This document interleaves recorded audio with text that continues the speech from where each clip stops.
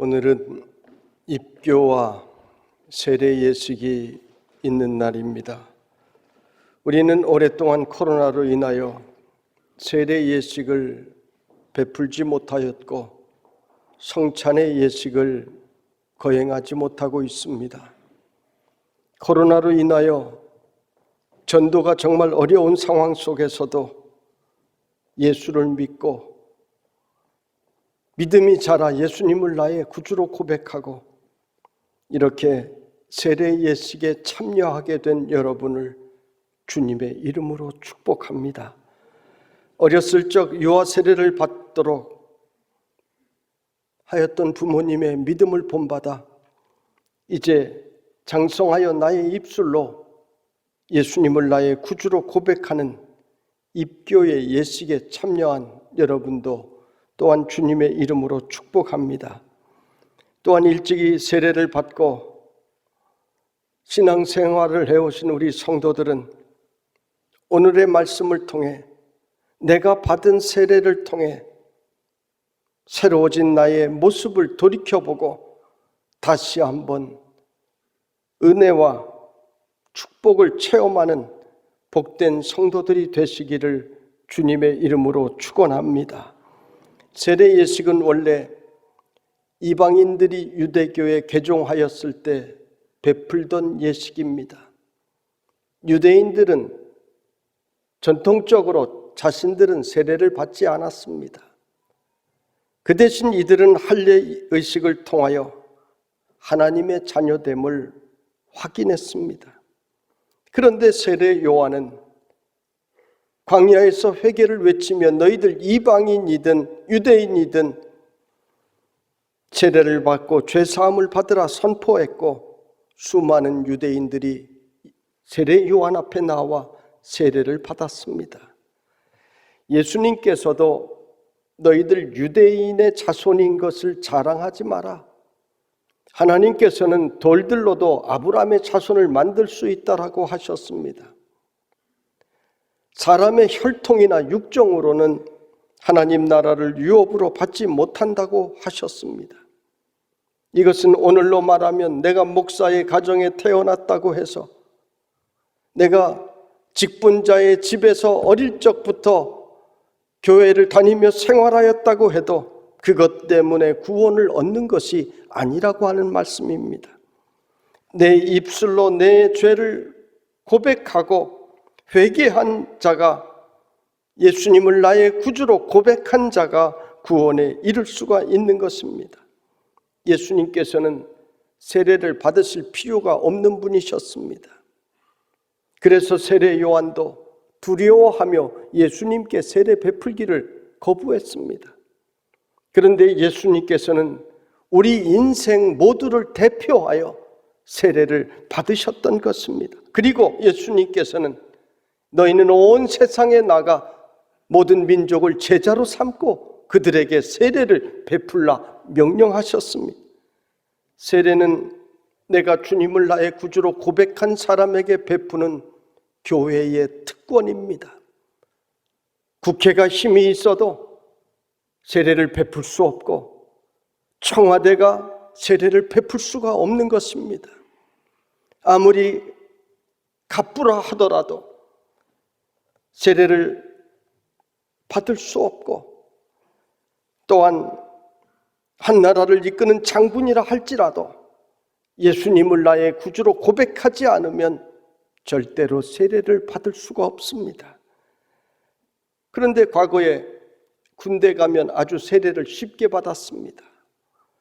왜냐하면 세례 받은 후에 기념으로 우유와 빵을 주기 때문에 배고팠던 시절에 우유빵 먹기 위해서 이번 주일에는 교회 가서 세례를 받고 다음 주일에는 법당에 가서 수계를 받고 그 다음 주일에는 또 성당에 가서 영세를 받고 그런 일들이 실제로 많이 있었습니다. 그러면서 나는 세례도 받았고 영세도 받았고 수계도 받았으니 나는 어디 한 군데만 걸리면 난 천국에 간다. 농담으로 말하던 동료들이 있었습니다. 그러면 세례받은 것입니까? 세례의 본질은 회개입니다. 사도행전 2장 38절에 베드로가 이르되 너희가 회개하여 각각 예수 그리스도의 이름으로 세례를 받고 죄 사함을 받으라. 그리하면 성령을 선물로 받으리니 말씀하셨습니다. 여러분, 우리가 예수 믿는 순서를 잘 알아야 합니다. 첫 번째는 회개입니다. 회개라고 하는 것은 내가 죄가 있구나, 내가 죄를 지었구나 하고 내 죄를 반성하는 것과는 전혀 다른 의미입니다. 반성은 누구나 할 수 있습니다. 불신자도 할 수 있습니다. 그러나 회개는 다릅니다. 우리가 예수님을 만나게 되면 내 죄를 깨닫게 되는 것입니다. 나의 추악함과 냄새나는 죄성을 깨닫게 됩니다. 내가 교만하게 살았구나 하는 사실을 깨닫게 됩니다. 인간의 유한함과 연약함을 깨닫게 됩니다. 이것을 깨닫게 하시는 분이 주님이십니다. 그래서 회개하게 되는 것입니다. 회개하고 나면 우리에게 내가 세례를 받고 새 사람이 되어야 하겠구나 결단하는 마음을 주십니다. 감동을 주십니다. 이것이 바로 예수 믿고 세례받는 순서입니다. 우리가 세례를 받으면 하나님께서는 축복의 약속을 주셨습니다. 첫째는 하나님의 자녀로 인쳐 주십니다. 구약에서는 하나님의 자녀들을 인치는 증거로 할례를 받았습니다. 그런데 예수님께서는 우리에게 세례에 참여할 것을 명하셨습니다. 구약의 율법인 할례를 이제 하지 않고 세례에 참여할 것을 명하셨습니다. 하나님께서는 오늘도 세례받은 자들을 주님의 자녀로 인쳐주신 것처럼 보호해 주시고 인도해 주시는 것입니다. 여러분, 하나님의 보호보다 더 안전하고 더 든든한 것은 없습니다. 그러므로 우리가 세례받은 것이 하나님의 은혜인 줄 알고 감사하는 성도들이 되시기를 주님의 이름으로 축원합니다. 둘째로 세례받은 자에게는 성령의 선물을 주신다고 했습니다. 그리하면 성령의 선물을 받으리니 말씀하셨는데 성령의 선물은 은사입니다. 이것은 하나님의 자녀로서 이 세상을 담대하게 살아갈 수 있는 능력을 모두에게 부어주시는 것입니다. 세례 요한은 나는 물로 세례를 주거니와 내 뒤에 오시는 이는 불로 세례를 줄 것이라고 말씀하셨습니다. 불세례는 성령 세례를 말합니다. 물세례 받는 것과 성령 세례를 우리는 함께 받아야 완전한 세례 받은 것이 될 수가 있습니다. 성령 세례는 예수님을 나의 구주로 영접한 자에게 선물로 우리에게 주시는 것입니다. 여러분, 우리가 사는 세상은 사람의 힘으로 사는 것이 아닙니다. 내 힘으로 살다가 어떻게 해볼 수 없는 상황들을 우리는 만나게 됩니다. 그때 내 힘으로 살려고 했던 사람들은 좌절하고 절망하고 포기하게 됩니다. 그러나 성령 안에서 사는 사람은 성령님의 도우심을 입게 되는 것입니다. 넘어져도 성령님께서 우리에게 소망 주시고 넘어져도 다시 일으켜 주시는 성령님이신 것입니다. 그러므로 성령님은 우리 인생을 복된 인생으로 만들어 주십니다.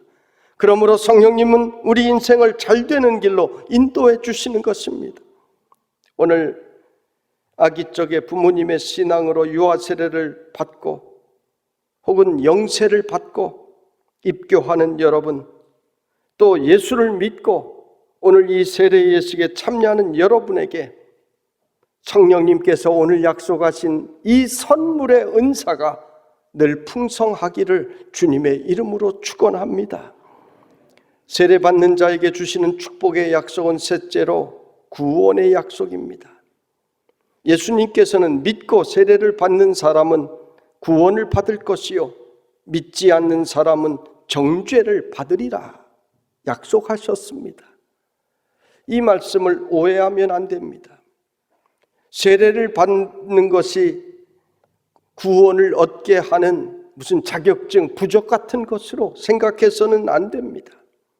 말씀을 자세히 보면 믿고 세례를 받는 자라고 했습니다. 여러분, 예수님을 나의 구주로 먼저 믿고 믿음으로 세례받는 것이 중요한 것입니다. 예수님을 믿고 내 결단의 표시로 받는 것이 바로 세례인 것입니다. 그러므로 하나님께서는 이렇게 믿고 결단하는 자에게 선물을 주시고 귀하게 여겨주신다라고 하신 것입니다. 우리의 인생길을 인도하시고 마지막에 천국문을 열어주시는 구원의 축복을 우리는 차지하게 되는 줄로 믿습니다. 네 번째로 세례를 받는 자에게 능력을 주십니다. 믿는 자들에게는 이런 표적이 따르리니 곧 그들이 내 이름으로 귀신을 쫓아내며 새 방언을 말하며 뱀을 집어 올리며 무슨 독을 마실지라도 해를 받지 아니하며 병든 사람에게 손을 얹은즉 나으리라 하시더라. 이것은 예수님께서 제자들에게 주신 마지막 파송사입니다. 예수님께서는 이 말씀을 마치시고 승천하셨습니다. 예수님을 믿는 자들은 귀신을 쫓아내는 능력을 주신다 하셨습니다. 여러분, 귀신은, 마귀는 우리 가운데 다양한 방법으로 들어붙어 우리를 넘어뜨리려 하고 우리를 망하게 하려 합니다.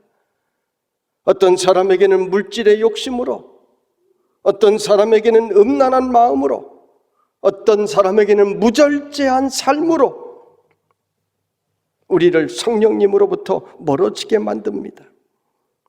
그러나 예수님을 믿고 오늘 우리에게 약속을 주셨으니 이 약속을 믿고 여러분을 좌절시키고 망하게 하는 귀신들에게 여러분은 명하시기를 바랍니다. 내게서 나가라. 예수의 이름으로 우리가 명할 때 마귀는 모두 물러가게 되는 것입니다. 우리에게 또한 새 방언의 선물도 주신다고 했습니다.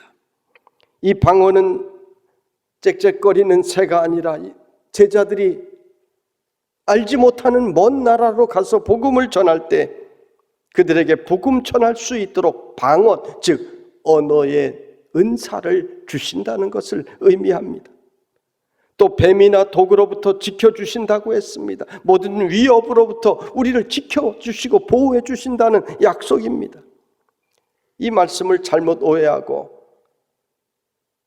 예수 믿으면 독을 마셔도 죽지 않는다고 했으니 마셔보자 하고 독을 마신 사람이 있었다고 합니다. 어떻게 되었겠습니까? 죽었습니다. 이 말씀은 제자들이 복음을 위해 나아갈 때 뱀이나 독이나 그 어떤 위협으로부터 너희들을 보호하여 복음을 완수할 수 있게 해주겠다는 주님의 약속이었습니다. 그래서 사도 바울이 로마로 가는 도중에 멜리데라고 하는 섬에 잠시 정착하게 되었을 때 그곳에서 독사에게 물리는 사건이 일어났습니다.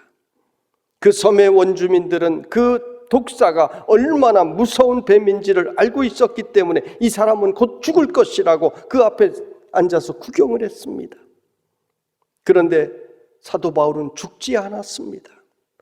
그것을 보고 그 섬의 사람들은 놀라서 이 사람은 신이라고 칭송을 했습니다. 이 일로 인하여 그 섬에 있는 사람들에게 복음을 전하게 되었습니다. 질병을 앓는 사람들을 치유해 주었습니다. 여러분, 우리가 복음 전할 때 어려움이 늘 있습니다. 그래서 고난이 많기 때문에 우리에게 상급이 더 큰 것입니다. 이 어려움 때문에 교회는 절대로 넘어지지 않습니다. 하나님께서 기적적으로 지켜주시지 않았다면 교회는 지금까지 역사 속에서 수천 번도 더 무너졌을 것입니다. 그러나 하나님께서는 사람의 지식과 사람의 능력보다 더 크고 더 높은 것으로 우리를 보호해 주시는 것입니다. 병든 사람에게 손을 얹은즉 나으리라. 치유의 약속도 주십니다. 실제로 대한민국은 그 어느 나라보다 선교 초기에 치유의 은총을 많이 입었습니다. 부흥회하는 곳마다, 예배드리는 곳곳마다 믿음으로 나온 수많은 병자들이 일어서서 돌아갔습니다. 저도 어릴 적에 어머니 손을 잡고 부흥회를 쫓아다니면서 그러한 기적들을 많이 보았습니다. 그러면 지금은 그러한 능력들이 사라졌습니까? 아닙니다. 오늘도 하나님의 뜻이 있을 때 세상이 할 수 없는 포기한 불가능의 질병에서도 치유되는 은총을 입게 되는 것입니다.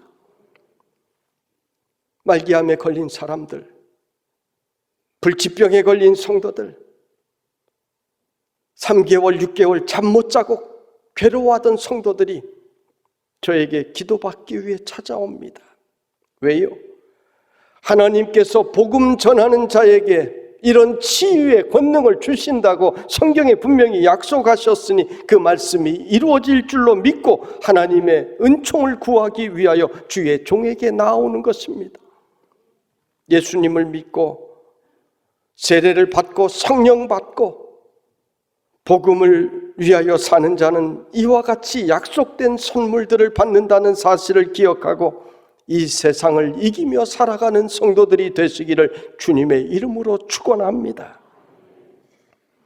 그러므로 너희는 모든 민족에게 가서 제자를 삼고 세례를 베풀라고 우리 주님은 명령하셨습니다.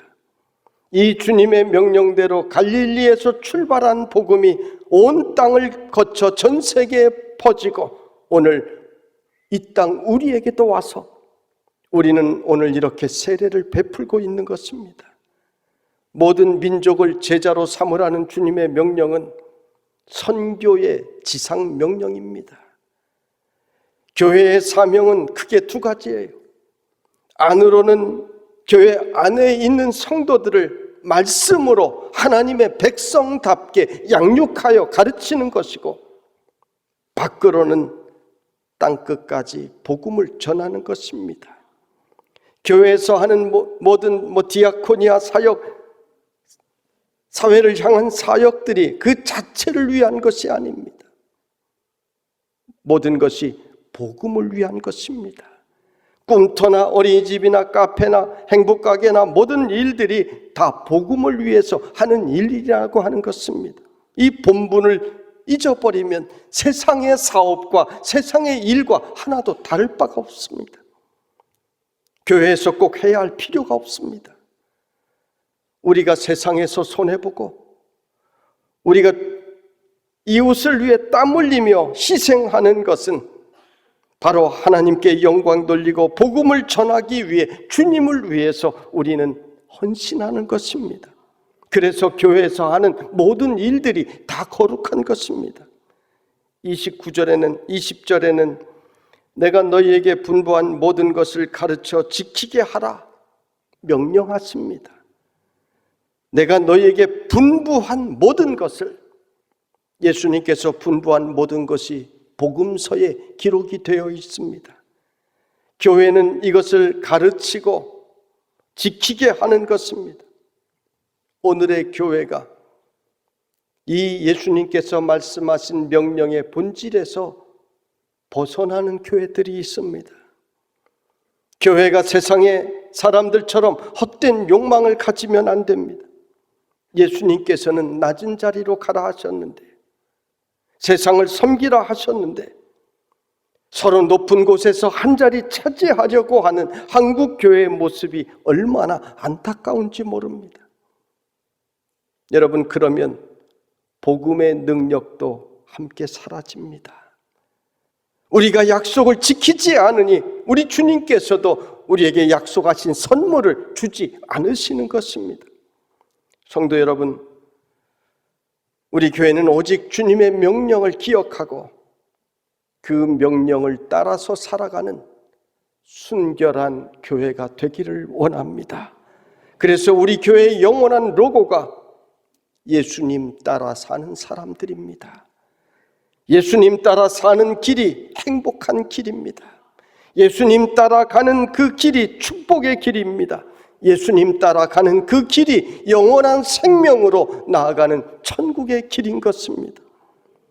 볼지어다 내가 세상 끝날까지 너희와 항상 함께 있으리라. 예수님께서는 오늘 이 말씀을 마치시고 하늘로 오르셨습니다. 우리가 세상을 떠날 때 마지막 유언으로 하는 가장 마지막 말이 중요한 말입니다. 마지막에 우리 성도님들도 임종할 때 제가 지켜보면 사랑해, 사랑해요, 이런 말을 하고 떠나시는 분들 여럿 보았습니다. 중요한 말입니다.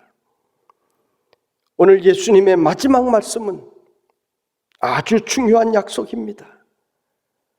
볼지어다 내가 세상 끝날까지 너희와 항상 함께 있으리라. 우리와 항상 함께 하시겠다니 얼마나 감사하고 감격스러운 일입니까? 여러분, 주님께서 우리와 함께 하시면 우리는 이 어두운 세상에서, 험한 세상에서 더 이상 두려워하지 않고 주님의 능력으로 담대히 살아갈 수가 있는 것입니다. 주님께서 우리에게 없는 길을 열어주시고 주님께서 우리 앞에 방패가 되어주시는 것입니다. 세례받는 성도 여러분, 또 세례받은 우리 모든 성도들은 오늘 성경에 약속하신 이 선물의 축복이 여러분에게 풍성하시기를 간절히 바랍니다. 오늘 입교와 세례받는 이들에게 이후로 하나님의 은총이 더욱 풍성히 거하시기를 주님의 이름으로 축원합니다.